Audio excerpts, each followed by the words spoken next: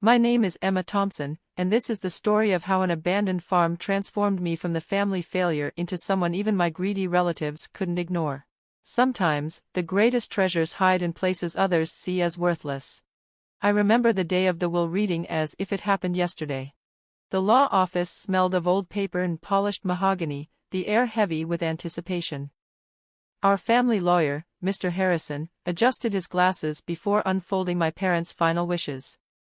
Their tragic car accident had left behind a $50 million fortune to be divided between my sister, Sarah, and me, or so I thought. To our beloved daughter, Sarah, Mr. Harrison began, we leave our investment portfolio, the family mansion, and all liquid assets. Sarah's perfectly painted lips curled into a victorious smirk. And to Emma, he continued, his voice carrying an unmistakable note of hesitation, we leave Grandpa Thompson's farm in Montana. Silence fell over the room. Then Sarah's laughter shattered it. A farm, she scoffed, flicking her wrist so that her diamond bracelet caught the light.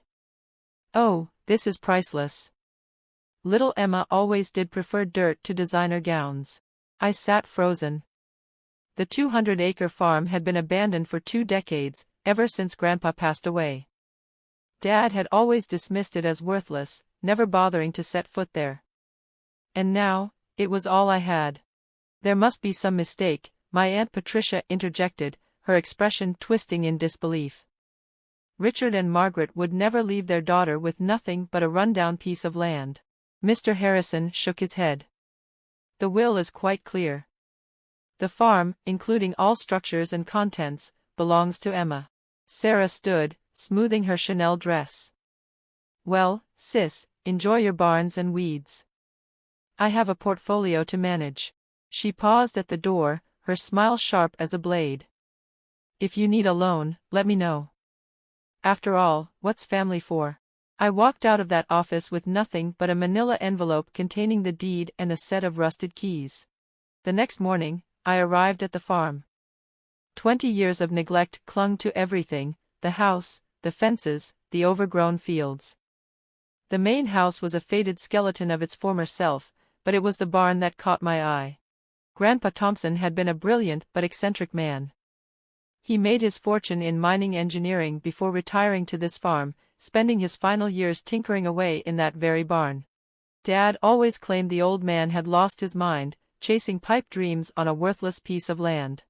The barn door groaned as I pushed it open, sending dust swirling in golden shafts of sunlight. The scent of aged wood and rusting metal filled my lungs. Old farming equipment lay forgotten in corners, but something about the space felt wrong. The inside didn't quite match the exterior dimensions. Memories stirred, childhood afternoons spent following Grandpa here, watching him disappear for hours behind a hidden door. Our little secret, he'd whisper with a wink. After his death, no one ever found that door. Dad searched briefly before dismissing it as another one of his father's delusions. But I remembered. 3 taps on the north wall.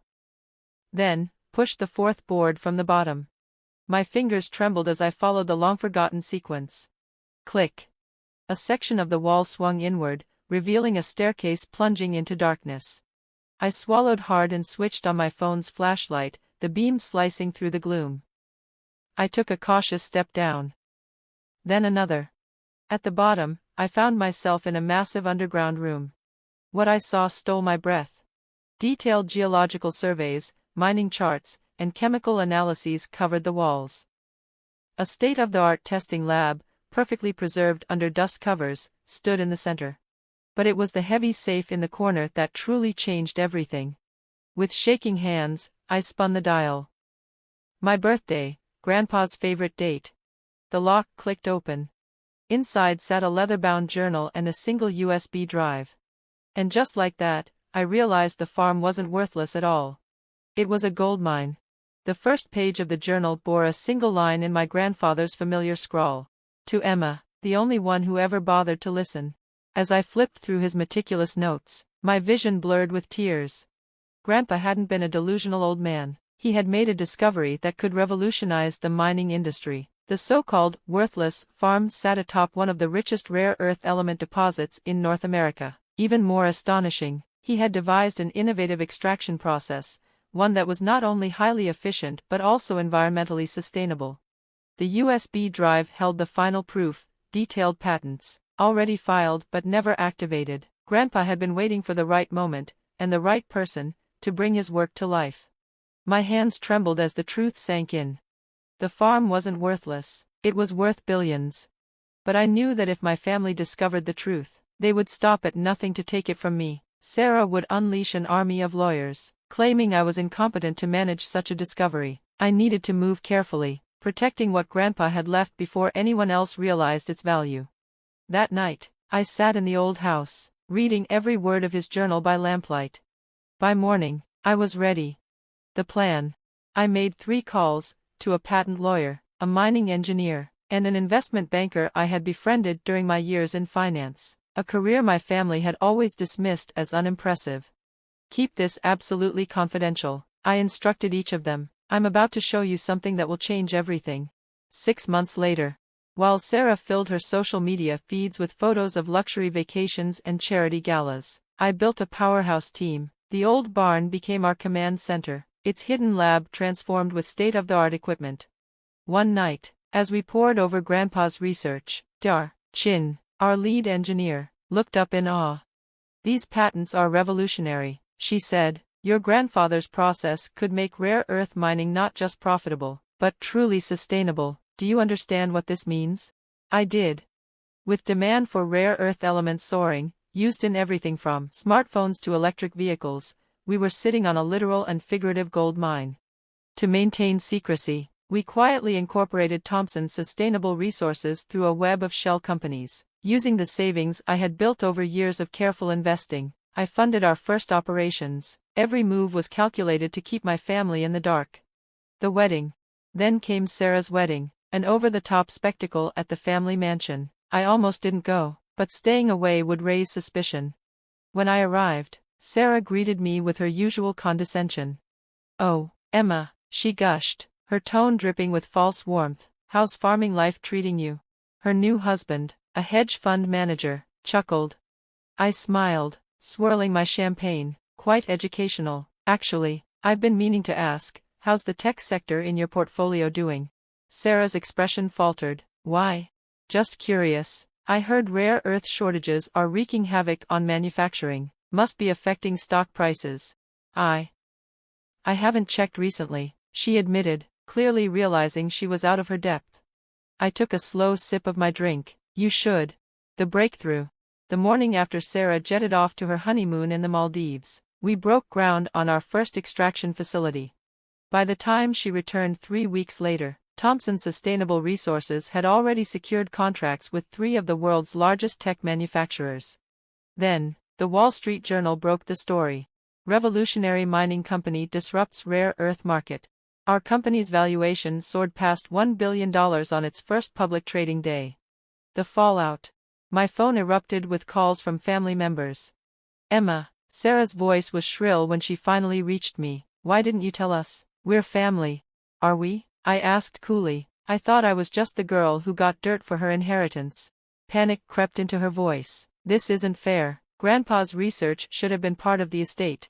"Actually," I interrupted, "his will was explicit. All contents of the farm belonged to me, including intellectual property. His hidden lab proves that every discovery was made on site." The silence on the other end was deafening. The final showdown. An emergency family meeting was called at the mansion. The same table where they had once mocked my career now served as the battlefield for their desperation. "You have to understand," Sarah pleaded, twisting her diamond bracelet nervously. "Dad would have wanted us to share this." I calmly slid Grandpa's journal across the table, flipping to a marked page. "Dear Emma," I read aloud, my voice steady despite the weight of the words. "I'm leaving you this farm because you're the only one who saw its value beyond dollar signs. Your father and sister chase wealth, but you chase knowledge. That's why you'll succeed where they failed." The room fell into an uncomfortable silence. I closed the journal and looked up at Sarah, my voice calm but firm. "You know what the difference is between us, Sarah?" Her eyes narrowed as I continued, my words cutting through the tension. "When you inherited the family fortune, I congratulated you. When I built something of my own, you tried to take it." She opened her mouth to speak, but I stopped her with a glance. Actually, we can't work something out, but I will give you some free advice. Invest in sustainable technology. Thompson Sustainable Resources is about to announce a major expansion. I turned on my heel and walked toward the door. As I reached it, Aunt Patricia's voice rang out, shrill with outrage. Your parents would be ashamed of how selfish you're being. I paused, looking back one last time.